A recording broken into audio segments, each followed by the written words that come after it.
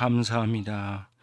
오전에 우리가 주님께 예배드리고 또 오후의 시간에는 사도신경을 통해서 배워가는 하이델베르 교리문답을 오늘 또 45문을 살피고자 합니다. 우리에게 은혜를 주시고 또 하나님 깊이 알아갈 수 있는 지각을 주셔서 잘 깨달은 대로 살아갈 수 있도록 은혜를 베풀어 주시옵소서.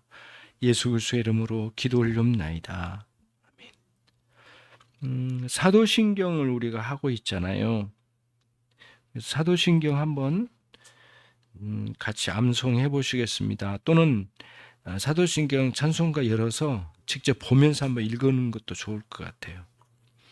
자, 한번 읽겠습니다. 전능하사 천지를 만드신 하나님 아버지를 내가 믿사오며 그 외아들 우리 주 예수 그리스도를 믿사오니 이는 성령으로 잉태하사 동정녀 마리아에게 나시고 본디오 빌라도에게 고난을 받으사 십자가에 못 박혀 죽으시고 장사한 지 사흘 만에 죽은 자 가운데서 다시 살아나시며 하늘에 오르사 전능하신 하나님 우편에 앉아 계시다가 저로서 산자와 중자를 심판하러 오시리라. 성령을 믿사오며 거룩한 공예와 성도가 서로 교통하는 것과 죄를 사하여 주신 것과 몸이 다시 사는 것과 영원히 사는 것을 믿사옵나이다. 아멘. 다섯 번째 단락에 보시면 장사한 지 사흘 만에 이렇게 돼 있거든요. 그러니까 십자가에 죽으시고 장사 지내시고 그 지옥에 내려가셨고라는 표현이 우리 한글 그 사도신경에는 없지만 지난주에 우리가 배웠죠. 지옥에 내려가셨고라는 말씀이 있다고 그랬죠. 그래서 이제 지옥에 내려가셨다고 하는 표현은 다른 뜻은 아니라겠죠. 딱 한 가지 뜻밖에 없다고 그랬어요. 그거 뭐냐? 지옥의 고통을 우리를 위하여 감당하셨다고 하는 것. 그 뜻이 있다라고 했어요. 그런 표현을 썼다고 하는 거예요. 오늘은 이어서 예수님께서 계속 낮아지셔서 가장 밑에 그 장사 지난 바 되시고 지옥에 내려가셨다고 하는 그 자리까지가 내려가신 게 낮아지심의 정점이에요. 그러면 다시 이제 오르신 거거든요. 그 오르심의 첫 번째가 뭐예요? 죽음에서 무덤에서 부활하신 거예요. 첫 번째가. 오늘은 그리스도의 부활에 대해서 함께 듣겠습니다. 왜 주님은 부활하셔야만 했는가라고 하는 건데 물론 우리를 위한 것이긴 하지만 다시 사셔야만 예수님께서 우리를 위하여 이루신 구속의 역사의 효력과 효음을 그 효과를 우리에게 제공하시려면 다시 사셔야만 되셨던 거예요. 그랬거든요. 그러면 첫 번째 그 내용을 한번 누구 예술자매가 가지고 있는가? 누구? 예. 그러면은 우리 전사님께서 지난 주일까지는 그리스도께서 지옥에 내려가셨고라는 부분까지 살폈습니다. 그리스도께서 지옥에 내려가셨다는 고백은 본래 사도신경에 담겨 있는데 그리스도께서 우리를 위하여 지옥의 고통을 담당하셨다는 의미라고 우리가 배웠습니다. 그것은 그리스도의 낮아지심의 최정점이었습니다. 이제는 우리를 위하여 그리스도께서 높아지심의 사역을 살펴보겠습니다. 그분의 높아지심으로 이루시는 사역은 사흘 만에 죽은 자 가운데서 부활하심으로 시작됩니다. 왜냐하면 본래 중보자의 낮아지심은 영원히 계속될 것이 아니었기 때문입니다. 그리스도께서는 한 번 고난당하시고 죽으시는 것으로 족하셨습니다. 오직 자기의 피로 영원한 속죄를 이루사 단번에 성소에 들어가셨기 때문입니다. 하지만 그리스도로부터 흘러나오는 모든 복을 우리에게 제공하시기 위하여 영원히 보존하시며 영원히 효력 있게 하셨습니다. 단번에 우리의 속죄를 이루신 분이 예수님이셔요. 그렇죠? 그래서 죽음에 계속 머물러 있을 이유가 없고 또 그러실 수 있는 분도 아니셨단 말이에요. 그래서 단번에 영원한 구속의 효과를 가져가신 분이에요. 우리의 구속을 이루신 거예요. 그래서 히브리서 9장 12절 우리는 이 말을 영단번이라고 하거든요. 단번에 영원한 속죄를 이루셨다. 오늘은 이어서 그러면 45문과 답을 같이 읽겠습니다. 그리스도의 부활이 우리에게 주는 유익은 무엇입니까? 또 있습니다. 첫째, 그리스도께서 죽음을 이기고 부활하심으로써 우리를 위하여 성취하신 의에 우리도 동참할 수 있게 되었습니다. 둘째, 그의 능력으로 말미암아 우리도 이미 새로운 생명으로 부활한 것입니다. 셋째, 그리스도의 부활은 영광스러운 우리의 부활에 대한 확실한 보증입니다. 그렇죠? 우리가 이제 살펴볼 수 있는 것은 부활에 대한 항목 두 가지 정도를 또 좀 살펴볼 필요가 있는데요. 하나는 뭐냐면은 예수님께서 그렇게 부활하신 것 그 자체하고, 그다음 두 번째는 뭐냐면은 부활하시면 부활하신 데 대한 우리에게 어떤 유익이 주어졌는가, 두 가지 방향으로 이해를 할 필요가 있습니다. 자, 먼저 그리스도의 부활의 역사를 한번 논해 보겠습니다. 대원 형제가 그 1번 첫째라고 하는 부분만 읽어주겠습니다. 첫째 예수 그리스도 그분은 진실로 죽은 자 가운데서 살아나셨는가? 동일한 육체로 다시 살아나신 분은 하나님이시며 사람이신 예수 그리스도였습니다. 이 사실은 하나님의 말씀이 분명히 증거하고 있습니다. 그리스도께서 부활하셨다는 사실은 천사들과 여인들, 복음서 기자들과 여러 성도들이 직접 부활이 주님을 보았고 느꼈고 부활하신 그리스도와 직접 대화를 나누었습니다. 이런 사실은 성경이 증언하여 입증되었습니다. 성령께서 기록된 말씀하신 것을 우리가 믿음으로 그리스도의 신적 권위를 충분히 인정하고 믿으며 확신합니다. 네, 거기까지. 자, 그렇죠? 그 진실로 주님은 부활하셨는가의 문제를 거론할 때에 그 무엇보다도 그러니까 성령께서 기록하신 계시의 말씀에 확증된 증언들이 있죠. 구체적으로 들어가면 천사들, 또 특히 마리아들, 여러 마리아들, 여인들, 그다음 이제 복음서 기자들, 그리고 기타 이름은 우리가 거명되지 않았지만 성경에 분명히 여러 성도들도 같이 보았거든요. 그 실제로 예수님께서 승천하시기 전에 게바와 함께 500여 명이 주님의 부활하시고 난 이후에 승천하신 장면을 보았다라고 증언되어 있어요. 500여 명이 주님이 승천하신 장면을 직접 보았다라는 증언이 있거든요. 그런 내용 전체, 그 다음 하나님의 영신 성령님께서, 성령 하나님께서 기록하신 말씀이기에 하나님의 말씀, 성경 말씀에 기록된 걸 우리는 확신할 수가 있는 거죠. 그러니까 기독교 신앙 안에는 그리스도께서 무엇을 하셨는지, 그리고 하신 것이 얼마나 확증적인지, 그 다음 이성적으로는 이해되지 않는 그것을 초월하여 믿음은 뛰어넘는 놀라운 역사가 있거든요. 믿음은 그거를 수납하고 받아들여요. 받아들여지는 놀라운 역사가 있어요. 믿음의 역사거든요. 성령의 역사. 그러니까 기록하신 분도 성령님이시지만 우리의 마음에 기록하신 분도 성령님이라고 저는 말씀드리고 싶어요. 자, 두 번째, 전사님께서 둘째, 예수 그리스도께서는 어떤 방식으로 다시 살아나셨는가? 진정 죽은 상태에 계셨던 예수 그리스도는 당신의 영혼을 다시 당신의 육체에 불러오셨고 그분의 육체가 놓여있던 무덤으로부터 사흘 만에 영광스럽게 살아나셨습니다. 이는 성경대로 살아나셨고 성부의 힘과 능력으로 그리스도 자신의 특별한 힘과 능력으로 다시 살아나신 것이었습니다. 즉 그분의 인성의 능력이 아니라 신성의 능력으로 살아나셨습니다. 성부 하나님으로 말미암아 자신을 통해서 성령의 능력으로 다시 사신 것입니다. 성부께서는 성자를 통하여 일하시기 때문입니다. 예. 자, 중요한 내용들이 지금 전사님 읽은 바로 끝에서 두 번째 줄, 성부 하나님으로 말미암아 예수 그리스도 당신 자신을 통해 성령의 능력으로, 다시 말하면 삼일체 하나님, 구속의 역사는, 아니 삼일체 하나님께서는 창조의 역사, 섭리의 역사, 구속의 역사에 함께 역사하시는 거거든요. 그러나 우리에게 두드러지게 계시되어지고 뚜렷하게 계시되어진 구속의 역사는 그리스도를 통해서죠. 창조의 역사에 뚜렷하게 계시되어진 부분은 성부 하나님이시죠. 그리고 우리의 구원을 우리에게 적용하신, 뚜렷하게 역사하시는 성령님이시죠.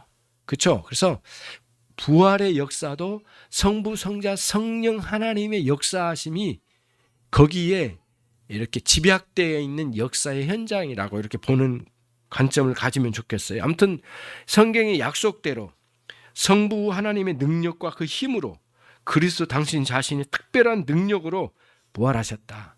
그리고 우리가 좀 더 안쪽으로 들어가 보면 인성이 아니라 신성으로 신성의 능력으로 부활하셨다. 이런 관점을 가지면서 이제 보는 거예요. 자, 세 번째 대원 형제. 셋째, 예수 그리스도의 부활의 증거들은 무엇이 있는가?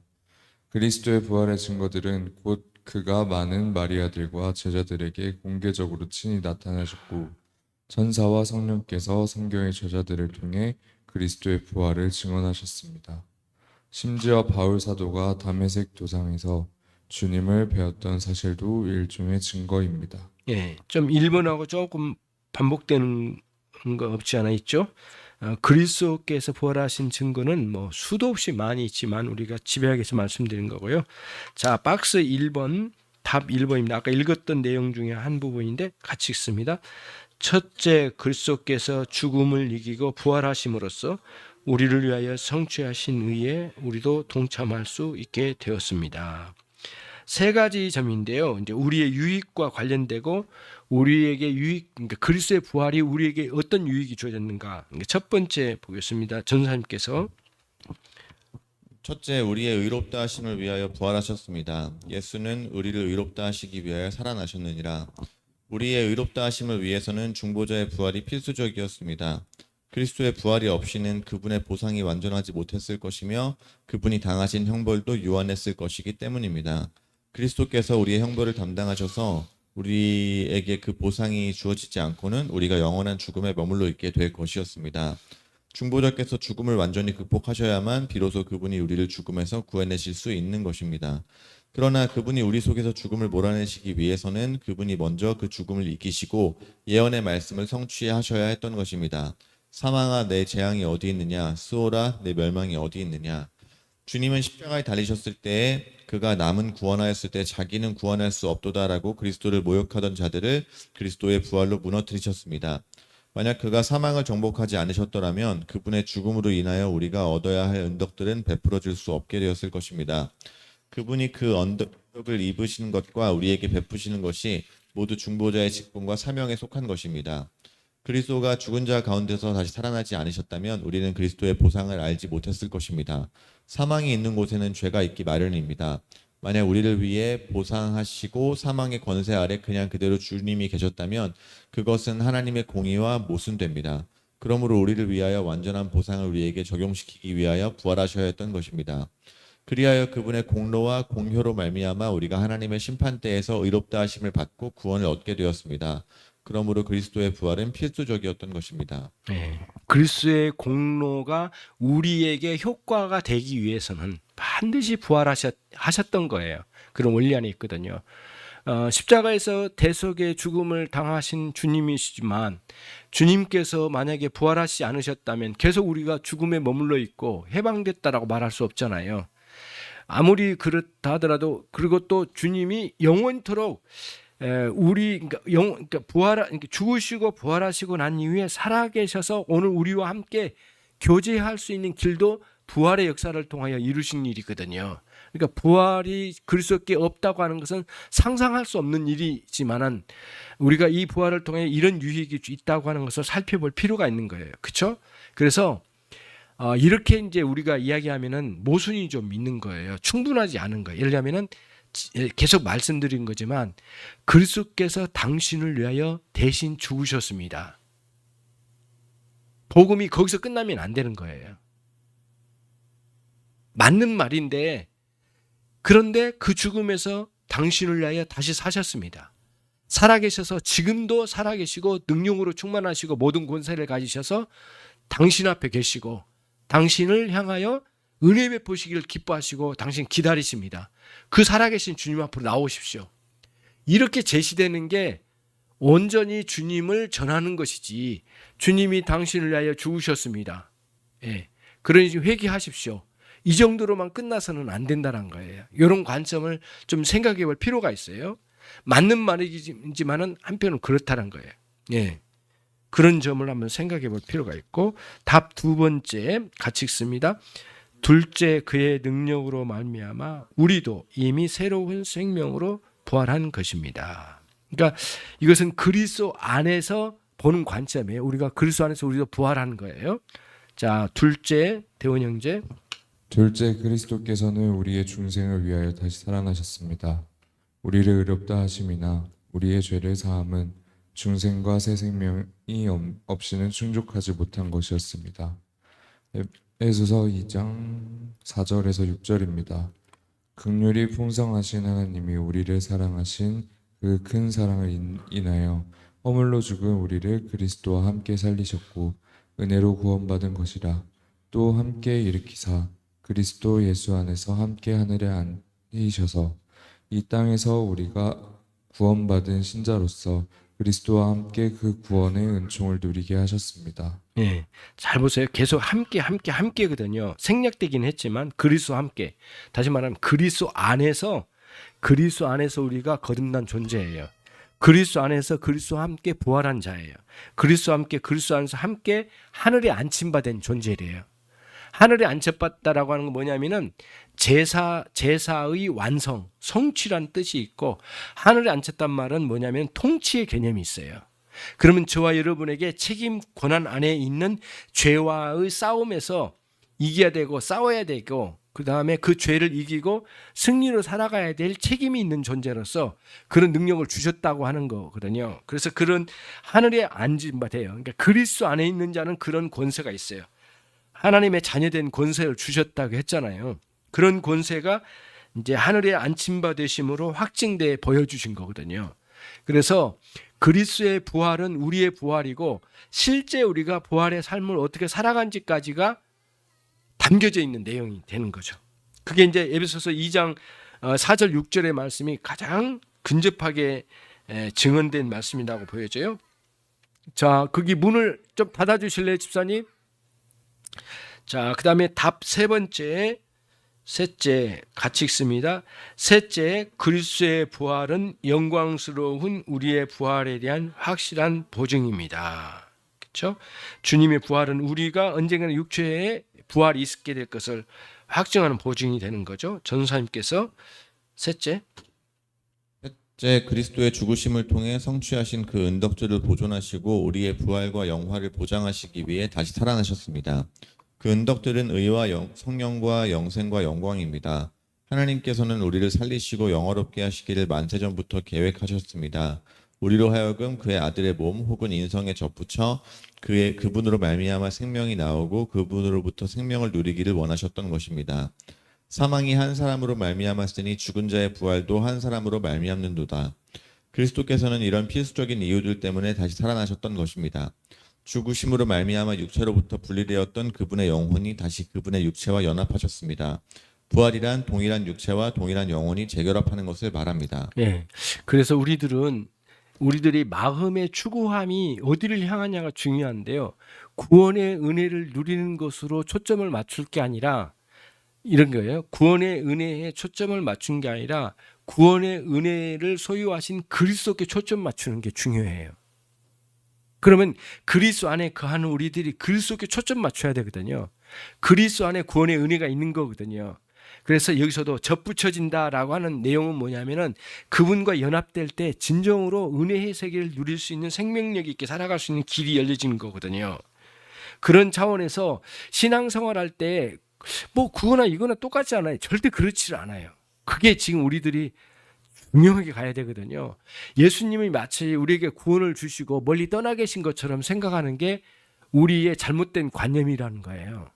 예수님 우리에게 구원해 주시고 멀리 떠나가지고 아무리 찾아도 오지도 않고 아무리 고난이 많고 아무리 힘들어도 함께하지 않는 것 같은 멀리 떨어져 있는 느낌으로 있다면 그게 신앙생활에 생명력이 있는가? 아니라는 거예요.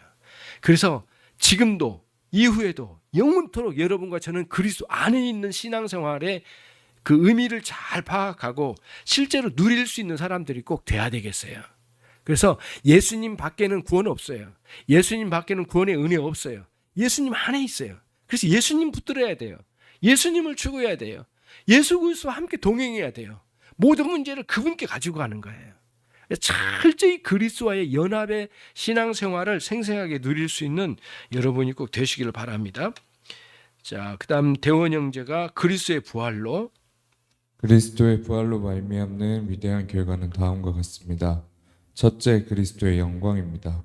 그리스도께서 죽은 자 가운데서 부활하심으로써 하나님의 아들로 하나님의 독생자로 만방에 선포되셨습니다. 그분은 자신의 능력으로 부활하셨습니다. 아버지께서 자기 속에 생명이 있음 같이 아들에게도 생명을 주어 그 속에 있게 하셨고, 그리스도의 부활로 말미암아 영원 불멸하심과 하나님의 아들로서 합당한 영광을 부여받으셨습니다. 그의 능력이 그리스도 안에서 역사하사 죽은 자들 가운데서 다시 살리시고 하늘에서 자기의 오른편에 앉히사 모든 통치와 권세와 능력과 주권과 이 세상뿐 아니라 오는 세상에 일컬어 모든 이름 위에 뛰어나게 하시고 또 만물을 그 발 아래 복종하게 하시고 그를 만물 위에 교회의 머리로 삼으셨느니라. 교회는 그의 몸이니 만물 안에 만물을 충만하게 하시는 이의 충만함이라. 네.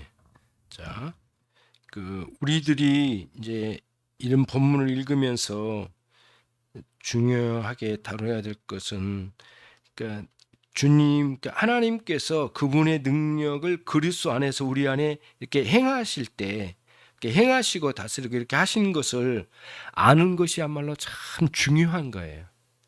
그러니까 이런 거예요. 사람들이 이런 관점으로 보는 거거든요. 하나님 내게 능력 주세요.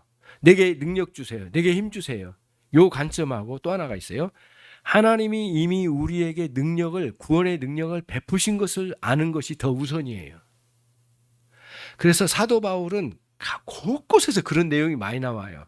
능력 달라고 기도하기보다는 하나님이 너에게 구원의 능력을 이미 베풀어 주신 것을 제대로 깨닫는 게 중요하다라는 관점으로 설명하는 게 참 많아요. 실제로 그래요.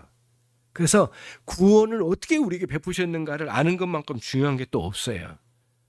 그렇죠? 그러니까 능력 달라고 하는 것보다는 능력을 이미 베풀어 주신 그 큰 은혜에 대해서 아는 것이 너무너무 중요해요. 그렇죠?